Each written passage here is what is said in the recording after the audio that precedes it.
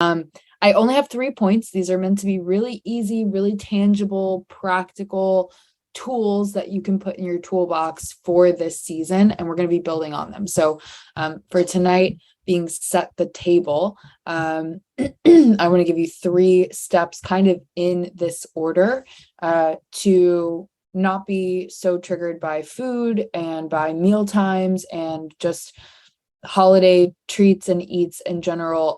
The holidays is usually where people go off the rails or feel awkward saying that they're on a diet or watching their weight, like when it's the middle of December, how dare you? And so just kind of being able to navigate some of these triggering things around food is what we're talking about tonight. So point number 1 is understand your intentions / goals. I want to start with this because I feel like it can be very easy to get caught up in, oh, well, I'm not supposed to have those things. And that's all well and good if you're really working towards something specific, to eat along those lines or work out along those lines. But if you're just kind of doing things willy-nilly because you feel like you're supposed to be saying no to all the treats all season just because that's what everyone does, then that's not a very good reason to do it. And it's going to make it harder for you to stick to when it's just an arbitrary like rule that you're giving yourself or a should that you're giving yourself. So getting really clear on what you actually want to accomplish throughout from now to the rest of the year.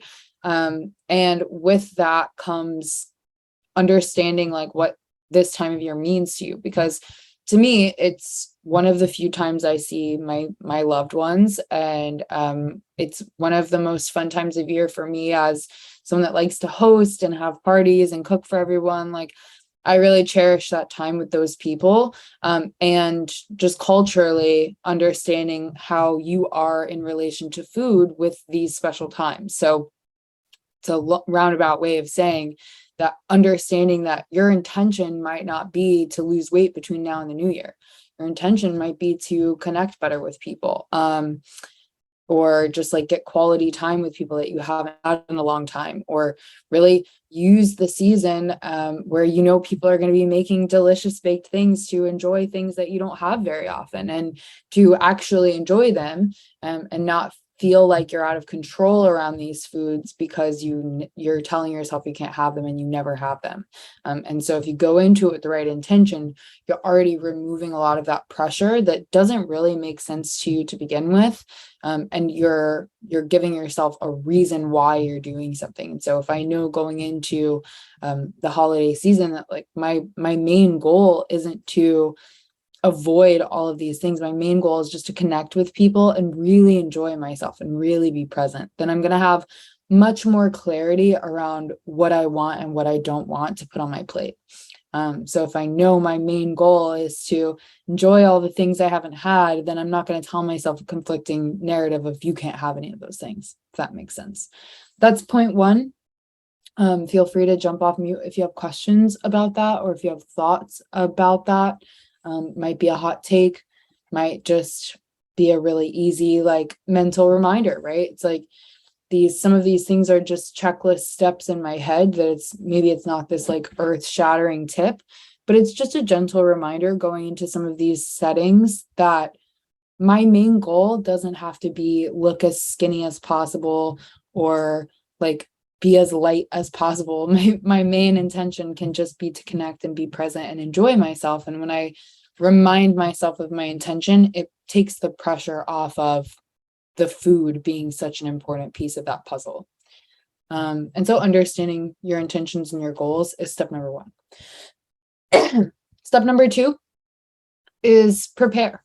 So you can pretty much apply the mindset of preparation versus prevention to anything, but I like applying it to food because I can go into food, and I'm from the deep South, like food is an event. So I can go into some of these meal times knowing that I am going to have treats, or I am going to have really, really unhealthy things, and prepare for that and compensate for that, versus going into these events saying that I'm not going to, and basically living in denial and then falling for it and then shaming myself. So it's two very different patterns, but both of them include eating the food. Just one way of looking at it is with shame. And another way of looking at it is with like, okay, I know I'm going to have these things and that's okay. I'm making the decision going into it that I'm going to have these things. And because I know I'm going to have these things, I'm going to load up on a bunch of the other things that I usually go without.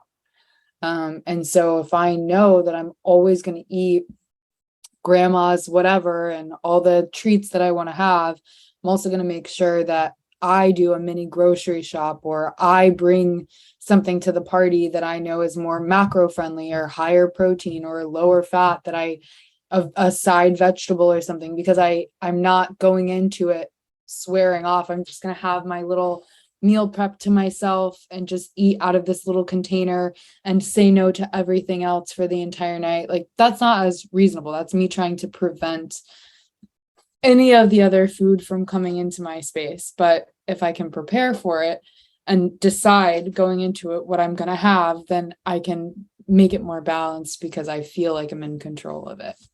That one's pretty simple, but I feel like it's overlooked because it's very easy to just do the first half of that and say, okay, I'm allowed to have whatever I want. And that is true, but like, what does your body actually want? And being able to listen to both, like soul cues and body cues, to know I'm going to allow myself to be a human being and enjoy my existence and have whatever delicious treat my great grandmother and I baked together. That's absurd to say that I'm not going to have that, but it's also absurd to say that like I'm just going to go off the rails and only eat Reese's peanut butter cups for 4 days while I'm home for the holiday, because that's the one time of year I get it, and not eat a single bite of protein or a vegetable of any kind until I get back home. Because then if I do that, I'm going to feel totally off track and out of whack and out of balance by the time I get back home. So I would really utilize that. And the way that I do that is just trying to get as much information going into it as possible, to know like what can I bring, or what are meals going to look like. That way you can do a quick grocery shop or do a quick prep and have some things put aside for yourself that will balance out your food and make you feel a lot more confident about your choices. Number 3 is visualize. And I do this in 2 ways. So we'll talk about visualizing your plate first. Visualizing your plate is, I think, again, another really underused tool, but essentially, this is the time of year that people start getting excited about their Thanksgiving plate or their Christmas dinner. And it's because we don't give ourselves these foods all year. My favorite things on Thanksgiving are things that I've started eating year round, because as I reintroduce them all year, I remind myself that this food isn't off limits. And what's happening in our brains when we go without for an entire year is we build it up so much bigger than it actually needs to be. And we feel out of control once we're finally around it. You can apply that to anything, not just food, but we do this with food. And I mean, a big reason is just marketing and capitalism. Like, some of these things are limited edition. You only see them this time of year, so that you buy them while they're only out this time of year. But so I eat green bean casserole and mac and cheese year round because they're foods that I used to go crazy for because I never let myself have them any other time of year. So when it comes to visualizing, if you can start making your plate in your mind, or making it real time, like just before Thanksgiving ever happens, you have a Thanksgiving meal with yourself. You train your brain to feel like it doesn't need it. You're making an actual choice based on what you want. And if you can visualize eating through, like building your plate in the line, sitting with your food, eating your food, tasting your food, enjoying your food, thinking about everything that's on your plate and seeing that and making your plate every day, when you actually get around to the event, it doesn't feel like you're out of control. It feels like, okay, I've eaten this before. I eat this all the time. It's not a big deal to see stuffing and mac and cheese and gravy all in one place. I'm prepared for this and I know exactly how much of everything I want. And you feel a lot more in control of the situation.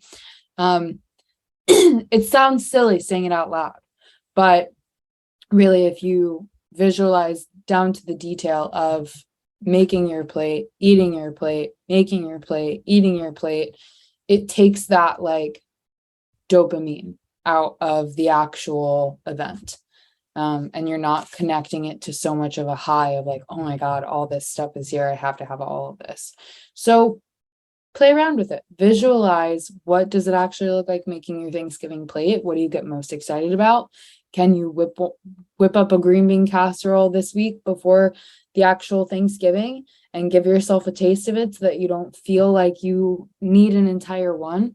It's really interesting once you start playing around with your brain and kind of looking at it like almost like a mouse cheese maze experiment, that like it's really not as special stuff as you make it out to be. It just feels like it when you don't give it to yourself for an entire year. Interesting, but it works. And then the other half of visualizing, which kind of segues us into the next call, is visualizing the types of conversations or handling certain comments. So if you can visualize your same Aunt Becky every year that says, oh my God, you're really gonna eat that? Or wow, you look so thin, or you look so good, or ooh, girl, you need to lay off that. Why don't you go on a walk with me afterward? Like, start playing out those conversations in your mind. That way, when it happens real time, again, when, not if, not pretending and living in denial and saying it's never going to happen and then it catches me off guard. I would much rather prepare for a comment and know how I'm going to handle it so that I am not reacting. I'm prepared with what I know I'm going to say and I feel calm in my body when I'm responding. And that kind of segues us into the next call, but I think it's handy to use with food comments specifically, and not just with other triggering comments. So moving forward, we'll talk about other topics, but tonight was really tangible. It's really just mostly about the food, and about really how it's all neural pathways. It's all just teaching your brain that you're in control and that you're allowed to have these foods anytime you want. And by teaching your brain that, then you learn that you don't need them in excess because you're in control. So kind of a fun brain experiment. If I'm leaving you with an action step, it would be to get clear on your intentions first. Go back to step one. What's your whole why behind doing these holidays at all? I think that that's the most buildable tool to use going into the next 4 weeks, because as we go into these different triggering topics, you're going to keep coming back to what the fuck am I even doing this for in the first place? And I think that that's kind of the most helpful thing to hold on to when you are in triggering situations, is understanding that you made a choice to be there. And obviously your choice to be there outweighed whatever choice you could have made to not be there. So get clear on your intentions for the holiday season, what your goals are personally from now till the end of the year, and what outcomes you'd like to see from these interactions that you're going to have, whether it's with loved ones, whether it's with friends, whether it's just traveling to see different cities and take time off from work, whatever it might be. I would say leaving this call, that's the biggest action step to take, so that you can go into this season with a lot more confidence and clarity about what you actually would like to get out of it. That's all I have tonight for you. If you have questions, Claire, you can come off mute, ask questions, or share any takeaways, and then we'll wrap it. I don't have any questions, but I like how with the menus, you've already been gearing this up. So yeah, that's awesome. Yeah. Anyone that is a client will see about this time of year, we start sneaking in some of those things. That way, not only do you have a good recipe that you can use any of these to take to your own holiday party, you're getting a taste of these things now. Exactly. You kind of incept your brain into being like, oh yeah, green bean casserole. Like, why did I think that was just like a magical flavor that only comes out once a year? And I think visualizing really does help, especially because most people, they do eat the same things pretty much every year because food is cultural. Like this is, it's more than just like green beans. It's green bean casserole. It's like grandma makes it. And so it's more special than just food. And I do think that food's worth celebrating and like enjoying, and it's a big part of nourishing my soul and enjoying my place here as a human being. It's a very cool part of being human is the fact that we fellowship and share meals together. So being able to see that without any of the food there, I would still want to be here around this table having these conversations, and that the food isn't the most special part. I'm in control of it, and I can enjoy these things whenever I want. Love it. Amazing. This week's pretty cut and dry. I'm excited for this series. Again, this is kind of a similar series we do every year around this time, and I think that this is going to be the best one yet to facilitate our transition into the new year. So this will be on the website. Once I upload it, I will share the link with you. That way you can save it, bookmark it, whatever. And you'll be able to go back to it anytime to reference. So hopefully it was helpful. Thanks, Olivia.